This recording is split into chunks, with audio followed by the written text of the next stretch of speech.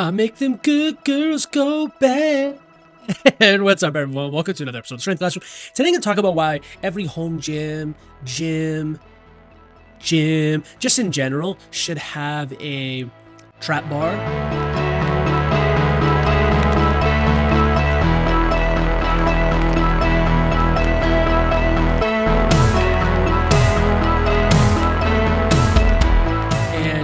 Could go a little bit further. Open trap bar might be a little bit better. Explore some more options, but just a trap bar in general is a good investment.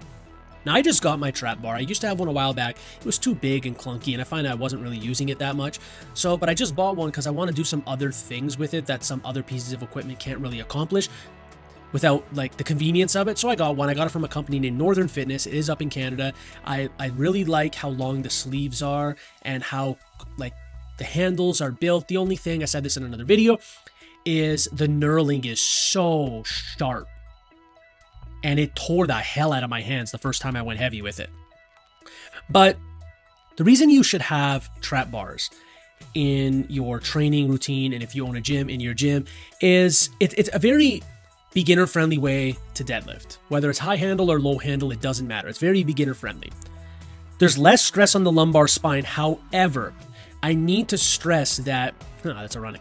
I need to stress that just because there's slightly less stress on the lumbar spine does not mean you cannot injure your back using this piece of equipment.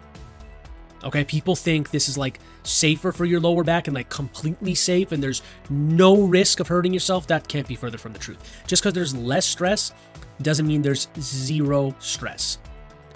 When you use a trap bar, it helps improve your straight bar deadlifts. For example, when I was first training my friend when he was very, very young, he was able to only work up to, I think, 3 plates-ish on trap bar deadlifts.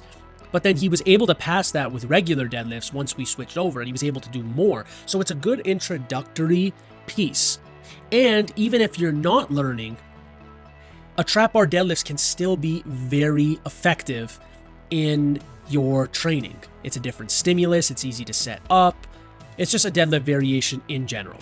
And if you have some sort of limitation, like your knees are bothering you, you can do a trap bar deadlift maybe off deficits. It basically gives you a piece of equipment to play around with when other things might not be going well. If you have one that's rackable, you can use it for overhead presses, you can use it for rows, you can use it for weighted carries. There's so many things you can do with it.